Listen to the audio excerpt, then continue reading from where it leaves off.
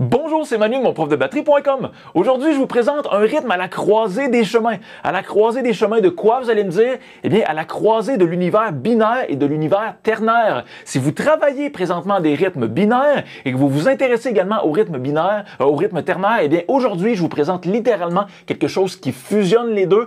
On peut ni dire qu'on est complètement binaire, ni dire qu'on est complètement ternaire. On est vraiment en train de créer deux couches qui se superposent. Une couche qui appartient binaire et une couche ternaire. Et finalement, on fusionne tous ensemble pour arriver à un seul et même rythme. Et c'est ce que je vous présente dans la vidéo d'aujourd'hui. C'est un exercice fort intéressant à faire pour justement mieux comprendre la ligne entre les deux univers et également, en fait, pousser un peu plus loin votre maîtrise et votre compréhension de tout ça. J'ai 4 étapes à vous présenter. Tout va être présenté en partition également. À chaque fois que vous voyez une partition, notez que ça va être disponible et offert gratuitement en téléchargement sous la vidéo. Et donc, let's go, on est parti. Amusez-vous avec ce que je vous présente aujourd'hui et profitez-en pour apprendre de nouvelles choses. La première étape, on va commencer en fait par distinguer le binaire et le ternaire. Donc, je vais commencer par vous présenter un rythme qui est 100% binaire. Deuxième étape, ce sera un rythme 100% ternaire. Et troisième et quatrième étape, on va commencer à fusionner de plus en plus en fait les deux univers. Donc, voici la première étape binaire. On a ici un rythme classique, quelque chose que vous avez peut-être déjà fait, peut-être déjà travaillé ou du moins déjà travaillé des choses similaires. On a le charlet qui est joué en croche du début à la fin, donc 2 croches, 2 croches, 2 croches, 2 croches sur le hi-hat. On a ensuite de ça la caisse claire bien appuyée sur le deuxième et quatrième temps. Et attention, petite particularité ici, on a la grosse caisse sur chacune des croches. Alors, à tous les fois que vous jouez une note sur le hi-hat, elle doit être appuyée également d'une note à la grosse caisse. Ça fait beaucoup de grosses caisses, mais on ne jouera pas ce rythme-là trop vite, c'est pas le but. Ça va déjà en fait bien installer la fondation binaire. Je vous fais ça à 72 BPM, donc c'est parti, voici mon exemple.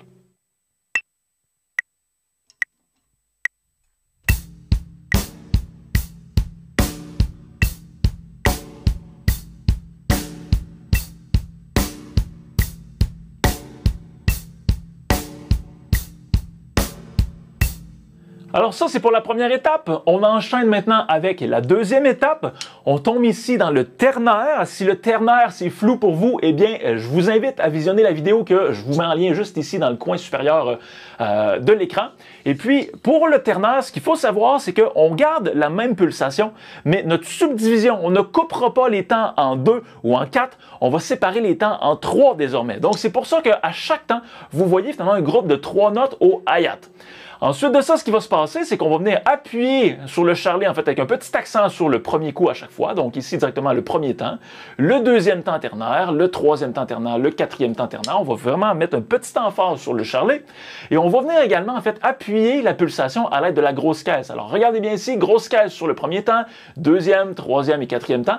Et question que ça reste relativement proche du backbeat classique que vous connaissez en binaire, eh bien, on va garder la caisse claire sur le deuxième temps et le quatrième temps. Donc, on est clairement dans un rythme ternaire ici. Je vous joue ça ici à 72 BPM, donc c'est parti pour l'exemple.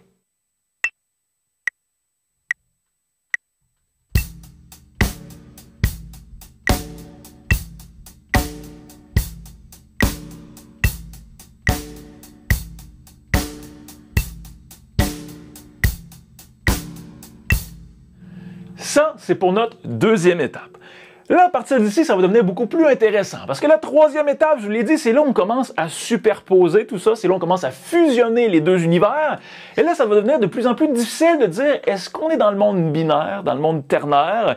En fait, pour être tout à fait franc avec vous, il est tout à fait possible de jouer ce rythme-là et de se dire, je suis en binaire. Et c'est tout aussi vrai de dire, je suis en ternaire. Donc, on est vraiment dans une zone mitoyenne, une zone à la croisée des chemins.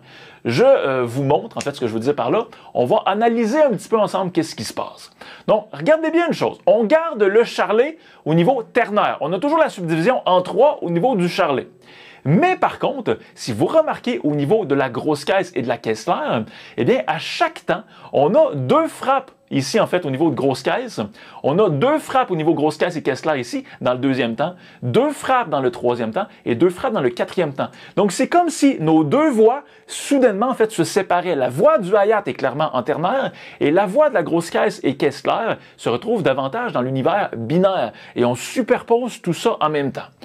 Vous allez peut-être me dire aussi, Manu, écoute, je suis pas super à l'aise avec l'aspect théorique de l'écriture. Pourquoi, en fait, il y a des croches pointées partout au niveau de la grosse caisse et de la caisse claire? Je vous épargne, en fait, les détails. Ce qu'il faut être capable de comprendre, c'est l'aspect visuel, l'alignement des notes. Si vous placez votre charlet sur le 1, 2, 3, 1, 2, 3, 1, 2, 3, 1, 2, 3, eh bien, vous voyez que la première grosse caisse se place directement sur la première frappe du charlet. Et la deuxième grosse caisse va se placer entre la deuxième et la troisième. Alors, une bonne façon de compter ça, c'est 1, 2 et 3, 1, 2 et 3, 1, 2 et 3. Donc, les chiffres vont être appuyés par le charlet ici. Et la grosse caisse va toujours jouer sur le chiffre et ensuite sur le « et » qu'on compte. 1, 2 et 3, 1, 2 et 3, 1, 2 et 3, 1, 2 et 3, ce qui sépare notre temps en deux parties égales.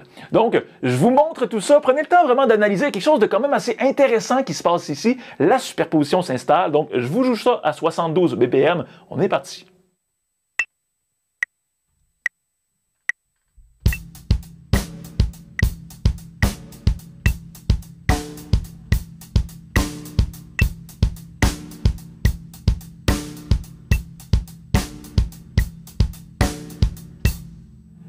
Et une fois que ça c'est fait, prenez le temps de vous acclimater à cette étape-là.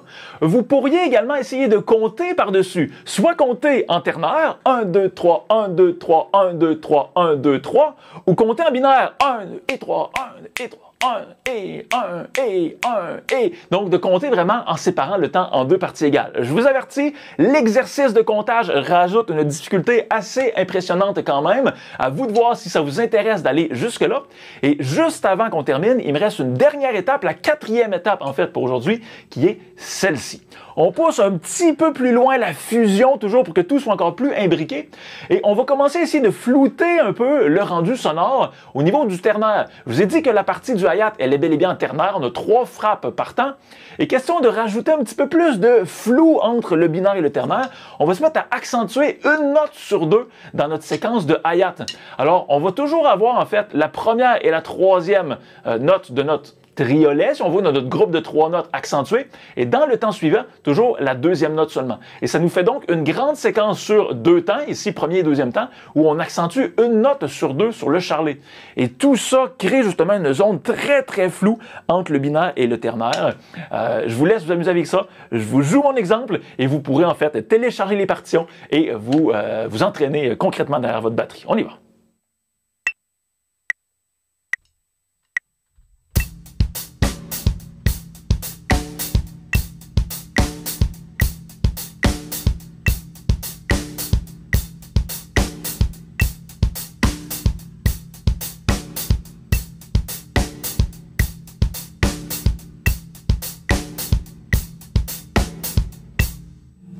Je vais vous donner une dernière information qui peut être plaisante à faire. Lorsque vous allez jouer ce rythme-là, vous pourriez également essayer d'insérer des fils à travers. Et ça va être pertinent, en fait, lorsque vous allez faire des fils. Vous allez naturellement soit balancer un fil binaire ou soit un fil ternaire. Et ça va vous donner un bon indicateur de où est-ce que vous vous situez, quelle est votre perception en lien avec le rythme qui apparaît présentement à l'écran. Et si, par exemple, vous filez davantage le ternaire, le fil que vous allez sortir risque d'être ternaire. Et ça peut être donc pertinent ensuite d'essayer de faire ressortir davantage votre perception au niveau du binaire et de sortir à travers ce rythme-là, enchaîné avec un rythme binaire, un fil binaire. Donc bref, la notion d'enchaînement de ce rythme-là avec soit un fil binaire ou soit un fil ternaire pourrait servir d'une étape supplémentaire pour pousser plus loin finalement l'exercice. Cela étant dit, je vous laisse vous amuser. Voilà, c'est déjà complet pour la vidéo actuelle. Comme toujours, je vous encourage à vous entraîner avec l'exercice d'aujourd'hui en téléchargeant le PDF qui contient chacune des étapes qu'on vient de voir ensemble. Pour l'obtenir, c'est super simple. Remplissez le formulaire qui se trouve sous la vidéo ou cliquez sur le lien qui se trouve dans la description juste en bas si vous êtes sur YouTube. Si vous aimez ce que je vous présente, je vous invite aussi à vous abonner à la chaîne, à me laisser un pouce et à activer les notifications pour ne pas rater les prochaines vidéos. Ça me donne toujours un énorme coup de main pour faire connaître la chaîne et ça motive à fond pour continuer de produire régulièrement des nouveaux contenus. Dernière chose avant de terminer, si vous aimez le jeu en musique et que vous êtes ouvert à découvrir plein de styles musicaux différents, je vous mets aussi sous la vidéo un lien vers l'Académie Mon Prof de batterie, qui est un projet qui me tient vraiment à cœur et surtout qui est un projet qui permet de s'éclater en musique, de progresser et d'avoir du gros fun derrière son instrument. Si vous êtes curieux, je mets tous les détails juste en dessous. Donc, j'espère que tout ça vous aide, j'espère que ça vous motive, j'espère que ça vous inspire. Amusez-vous, bon entraînement et on se retrouve très vite pour la suite. Bye bye!